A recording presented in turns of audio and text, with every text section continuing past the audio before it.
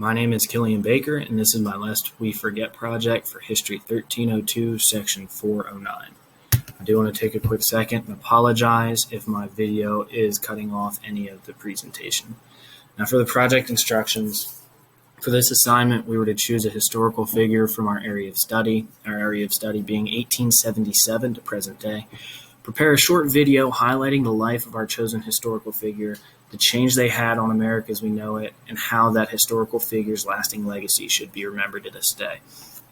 Now, I chose Jackie Robinson, and I chose him because I think most people, when they hear the name Jackie Robinson, they don't know of anything beyond his baseball career, and they don't know all that he encountered and fought for.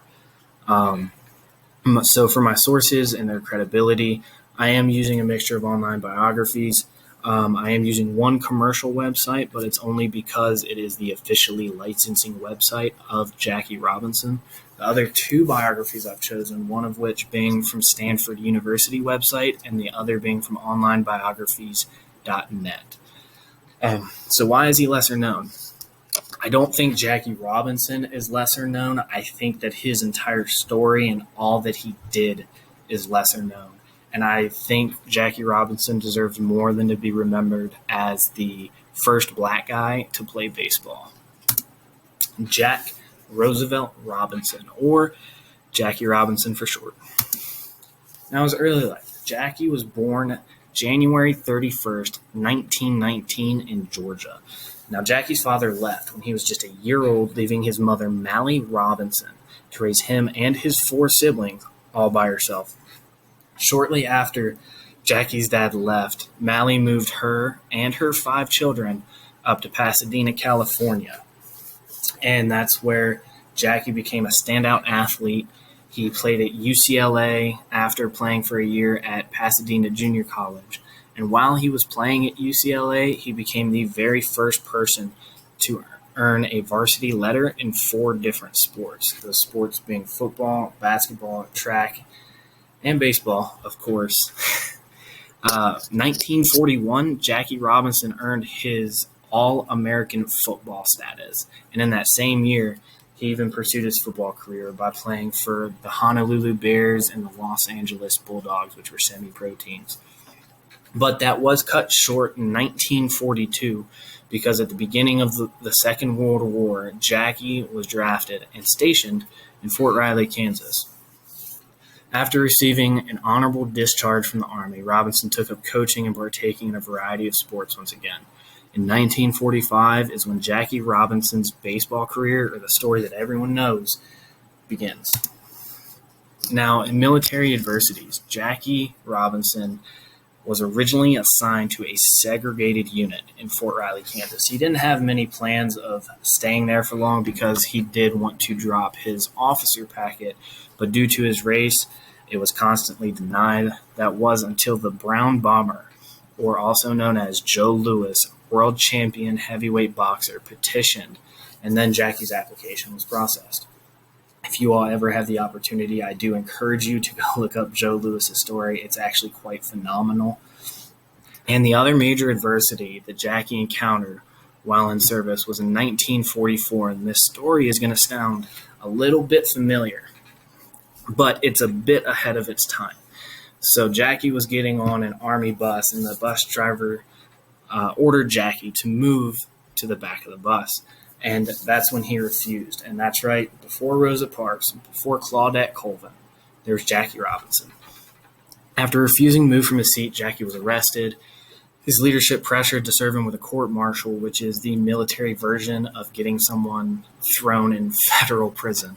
And after months of fighting, Jackie Robinson left the Army with his honorable discharge and as a second lieutenant. Now, his baseball career, the story that most people know a little bit about. In 1945, Jackie was given a contract to play for the Kansas City Monarchs. Now, the Monarchs were a team in the all-black baseball league, and although Jackie loved playing, he had several issues with the league he was placed in. And in 1945, there were many different MLB or Major League Baseball teams that were looking to break that color bar, and Jackie was on the top of the prospects. Although Jackie was very talented, that's not what sold him to branch Rickey, who was the general manager of the Brooklyn Dodgers. Rickey didn't want just someone who was great at baseball. He wanted someone who he knew would hold up to the backlash that was to follow. Now, Branch Rickey told Jackie Robinson, I'm looking for a ball player with guts enough not to fight back. And then Jackie played in the feeder program for the Dodgers, and on 15 April 1947, Jackie stepped on the field for the very first time as the first African-American MLB player. And even though he did, it was still riddled with obstacles. Even in his own dressing room, his teammates didn't want to line up with him. The people in attendance would shout racial slurs. They would throw trash and even throw bottles at him. And this is one of Jackie's quotes. Plenty of times I wanted to haul off when someone insulted me for this color of my skin, but I had to hold to myself. I knew I was kind of an experiment. The whole thing was bigger than me. After having an incredible first year in the majors, many teams started following suit, and by 1948, Jackie was no longer the only African-American in the MLB. By 1950, after seasons of great performance, Jackie became the highest paid player on the Dodgers. Now, after baseball, after helping the Dodgers win 6 National League pennants and their first World Series championship in 1955, Jackie retired in 1956 from baseball. Although he was done playing baseball, Jackie was far from being done with his mission to make America better. And Jackie became the first for many things, such as he became the executive of Chock Full of Nuts. This made Jackie the first black executive in America. He became the first black sportscaster for ABC. He also helped open Freedom National Bank, which was a black-owned bank.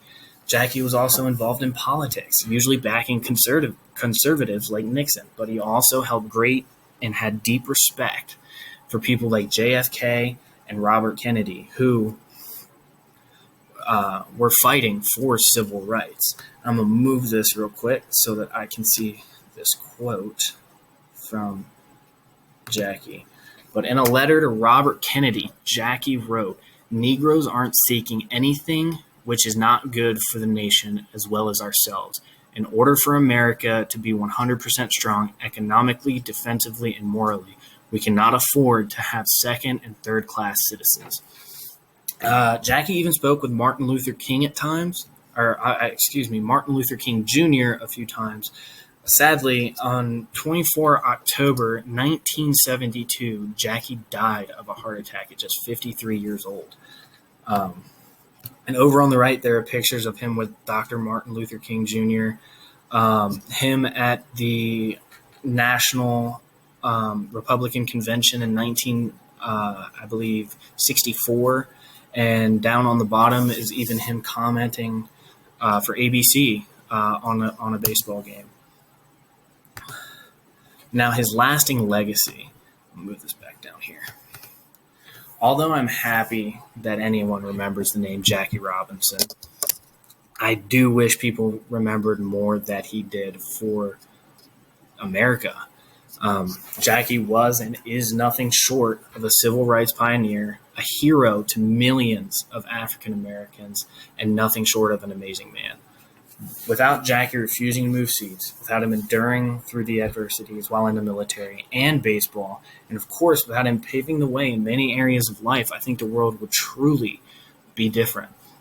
I do think that if Jackie had not been around, another ball player would have stepped in and made those same strides in the MLB, but I don't think they would have handled it as well as Jackie did.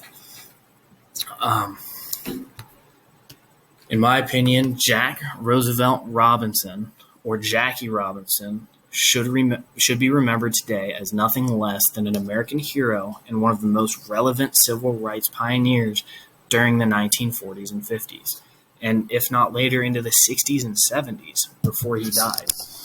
Now, I'm going to read this quote from him, which is, "Life is not a spectator sport. If you're going to spend your whole life in the grandstands just watching what goes on, in my opinion, you're wasting your life."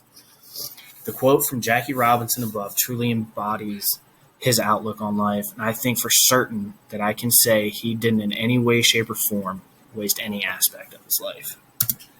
Now, here is my works cited page, and that is all I have.